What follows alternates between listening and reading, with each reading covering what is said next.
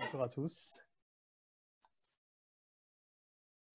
Je suis donc Benoît Fangeau, chargé de mission planification au Conseil régional Provence-Alpes-Côte d'Azur. Donc on va faire une petite présentation avec ma collègue Sandrine Henkel concernant notamment le SRADET.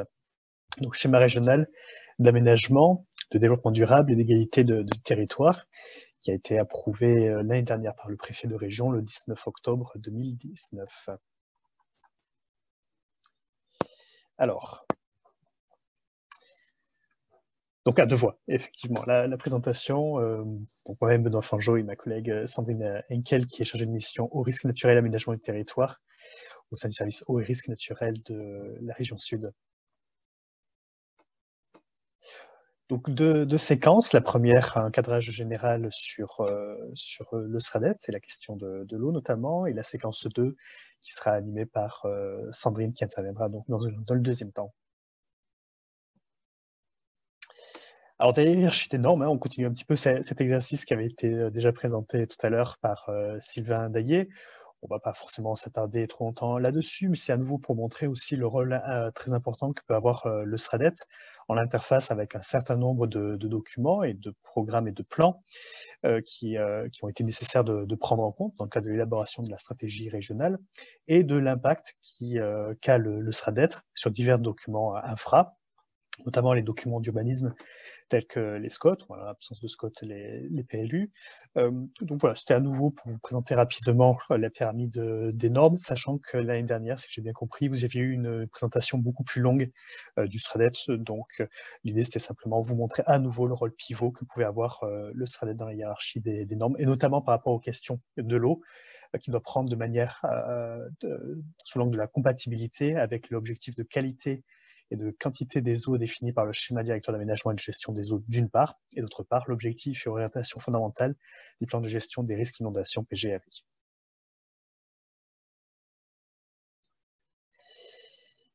Alors, ce document qui est très important et qui est opposable, comme on vient de le voir, à de nombreux documents infraterritoriaux.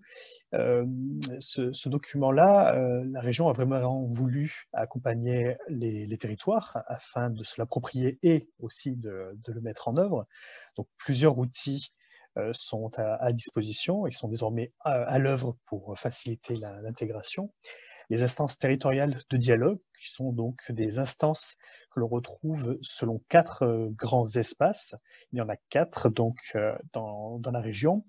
L'espace alpin, qui couvre les deux départements alpins, plus une toute petite partie du nord du Var. L'espace azuréen, qui englobe l'ensemble du département des Alpes-Maritimes, ainsi que l'Est varois, l'espace provençal, l'Ouest varois, et la métropole Aix-Marseille-Provence, et enfin l'espace rhodanien dans lequel on retrouve le Pays d'Arles et l'ensemble du département du Vaucluse. Donc ces instances-là, qui se retrouvent à peu près une fois par an, ont pour but d'évoquer le contenu du SRADET, l'évolution aussi des territoires, selon trois principales thématiques: la démographie notamment, la production en logement et la consommation foncière, plus d'autres sujets qui vont venir au fur et à mesure, qui doivent être traités à cette échelle-là. La question de l'eau, il faudra à parier que la question de l'eau reviendra très probablement à l'avenir. Le préavenir des territoires, qui est une proposition faite par la région pour faire part de la part des territoires d'un certain nombre d'études, de projets qui vont véritablement dans le sens des rotations régionales que l'on retrouve dans le SRADET. Parallèlement à ça, plutôt à vocation des techniciens, des modules de formation du SRADET sont en cours de tenue. Alors, elles devaient être faites évidemment en présentiel, et comme pour ce webinaire, on le fait en distanciel du fait de la crise sanitaire. Mais l'idée, c'est d'aller de manière plus précise dans le contenu du SRADET pour mieux comprendre les articulations entre les différentes thématiques, comment certaines doivent se dérouler.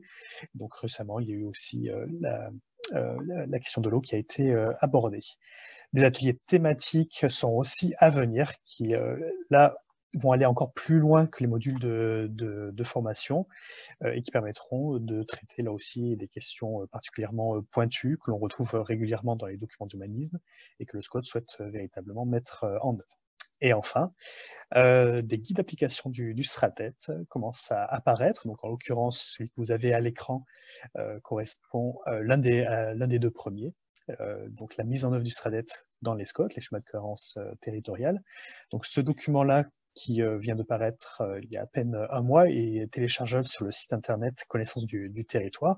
Donc, vous aurez le lien directement en cliquant sur la page dans le diaporama. Ce qu'il y a surtout à avoir en tête, donc, c'est qu'il est composé de 7 thématiques dans lesquelles on retrouvera des questions stratégiques. La question des risques de l'eau sont abordées et ça vous permettra notamment de mieux saisir comment, dans les différentes pièces d'un SCOT, les orientations régionales peuvent être retranscrites. Voilà, c'était vraiment on va dire un cadrage assez rapide de l'ensemble des outils. Ah oui, effectivement, donc voilà, précisément le contenu du guide. Donc les 7 thèmes majeurs dont je faisais écho à l'instant. Et concernant les thématiques qui vous intéressent aujourd'hui, 3 questions stratégiques qui vous intéressent plus particulièrement. Comment réduire la vulnérabilité de son territoire face aux risques, éviter et réduire l'imperméabilisation des sols, préserver la ressource en eau. On est sur des questions que vous pratiquez très probablement au quotidien. En plus de ça, en cours de rédaction, 2 guides sont en train d'être finalisés avec l'aide notamment des agences d'urbanisme de la région et de la DREAL. Donc, concernant le guide pour les plans climat et énergie territoriaux, une question concernera à nouveau les risques et le changement climatique. Il y a un guide sur les plans de déplacement urbain, plans de mobilité, qui n'évoque pas directement la question de l'eau. On n'est pas dans le champ d'application d'un PDM. En revanche, on élabore aussi un dernier guide, le guide pour les chartes de parcs naturels régionaux, avec 2 questions, là aussi, qui pourront vous intéresser. La préservation de la ressource en eau, restaurer la trame bleue régionale, et comment une charte PNR participe-t-elle à la réduction de la vulnérabilité du territoire face aux risques naturels et aux problématiques de ressources. Donc, cette thématique est loin d'être oubliée dans le SRADET et loin d'être oubliée aussi dans les différents outils de mise en œuvre du SRADET. Je passe désormais la parole à Sandrine qui prend le relais. Merci Benoît et bonjour à tous. Avant de passer à la diapo suivante, je voulais faire un petit préambule. Juste pour rappeler que dans le cadre du SRADET, nous avons en fait 7 règles qui sont liées à la question de l'eau et des milieux aquatiques et de l'adéquation besoins-ressources. Nous avons aussi une règle. Est-ce que vous pouvez garder le contrôle si ça ne vous ennuie pas sur le document, comme on avait du mal? Oui, il n'y a pas de souci, nous le gardons. Merci beaucoup. Donc nous avons des règles je disais, sur l'adéquation besoins-ressources, des règles sur la question des ressources stratégiques, de la protection du foncier agricole irrigué, de la fonctionnalité des cours d'eau, du bon fonctionnement des cours d'eau et de l'imperméabilisation des sols. Donc là, en fait, dans la mesure où, d'une part, nous avions présenté l'année dernière la question des ressources stratégiques et nous avions également parlé du guide eau souterraine l'année dernière. La question de la ressource et de l'adéquation besoins-ressources va être évoquée notamment dans l'exemple suivant sur le pays d'Apt-Luberon. Du coup, en fait, on vous proposait par rapport au guide de traduction des orientations du SRADET dans les SCOT de faire 2 zooms. Le premier zoom, c'est en application en fait de la règle 10C qui s'intitule « Éviter et réduire l'imperméabilisation des sols en adaptant les pratiques en matière d'urbanisation ». Et le deuxième zoom, ensuite, ce sera sur la question de la fonctionnalité des cours d'eau. Du coup, si vous pouvez passer à la diapo suivante, s'il vous plaît. Merci. Donc, du coup, un schéma qui, au premier abord, peut paraître un peu complexe à appréhender. En fait, dans le guide SCOT, qui a été élaboré par les agences d'urbanisme en partenariat avec le service planification, mais aussi les services en fait qui portent les différentes politiques. Donc le nôtre en ce qui concerne ce volet eau et risque. Donc, en fait, en application d'un guide technique qui a été élaboré par l'Agence de l'eau pour décliner le SDAGE, qui s'intitule « Comment désimperméabiliser les sols » et qui date de mars 2017.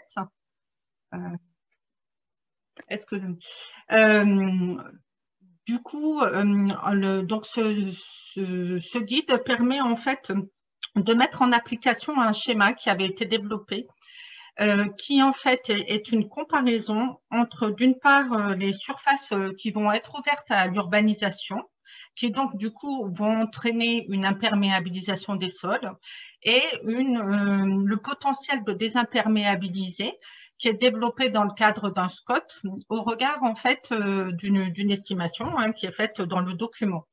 Donc, pour vous prendre donc la méthode de calcul donc, qui est proposée, qui a été appliquée en l'occurrence au SCOT Vaison-Ventoux. Donc, le SCOT prévoit une surface en fait ouverte à l'urbanisation de 95 hectares avec une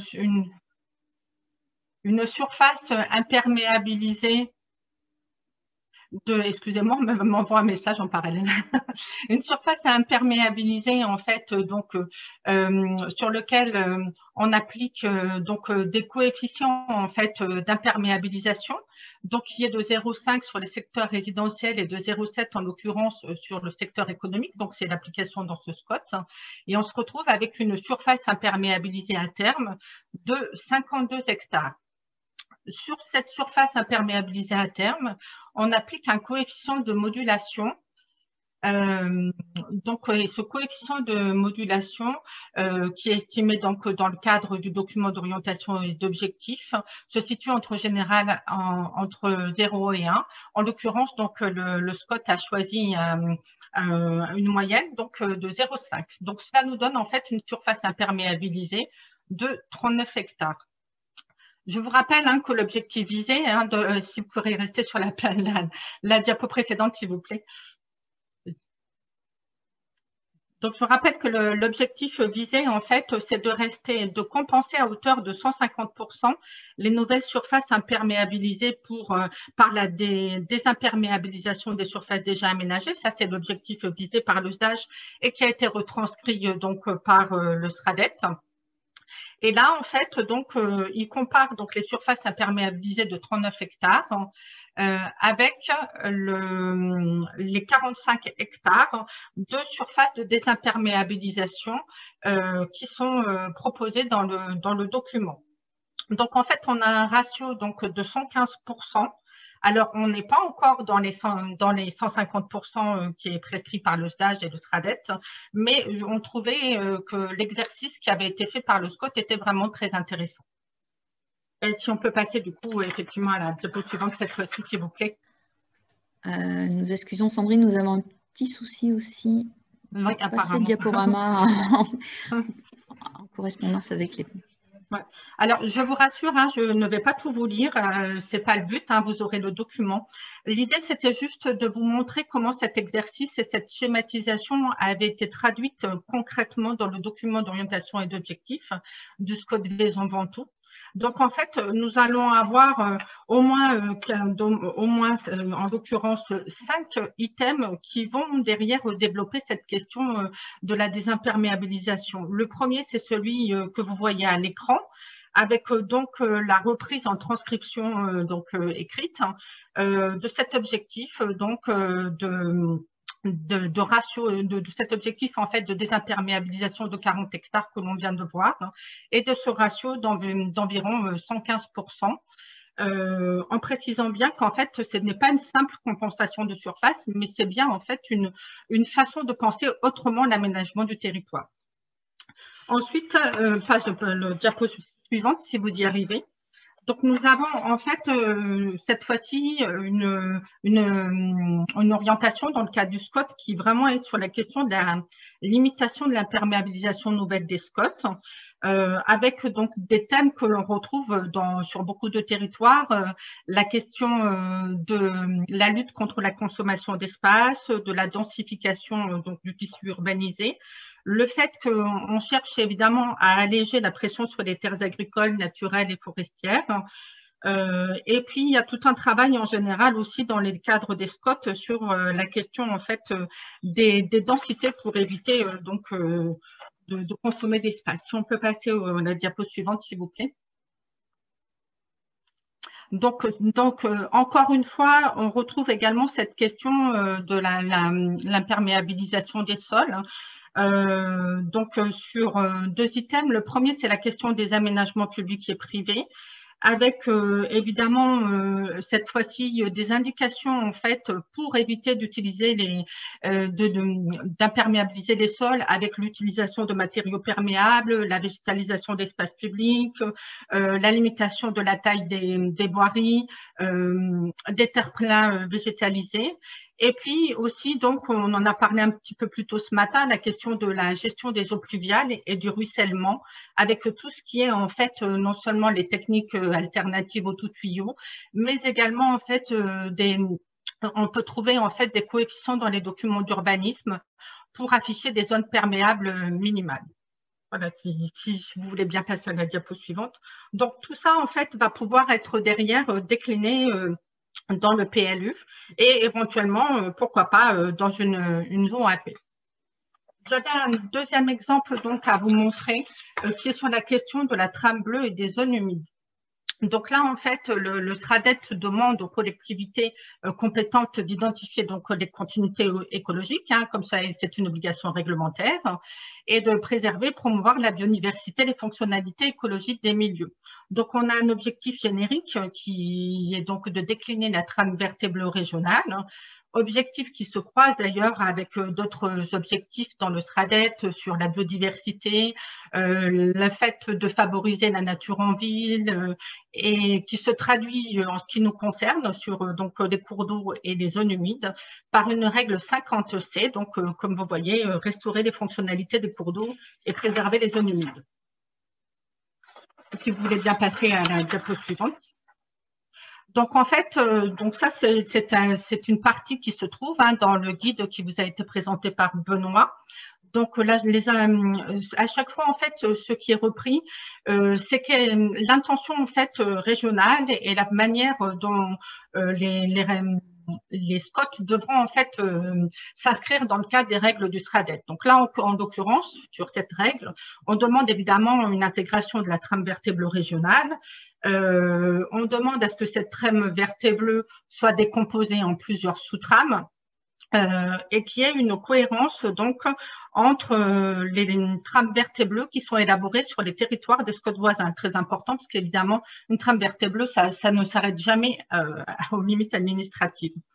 Et puis, on demande enfin d'intégrer dans la trame bleue l'inventaire des zones humides, alors qui est soit réalisé par le Conservatoire des espèces naturelles, soit identifié donc dans la carte de la trame verte et bleue régionale, donc qui était anciennement inclus dans le schéma régional de cohérence écologique et qui a été intégré au SRADET.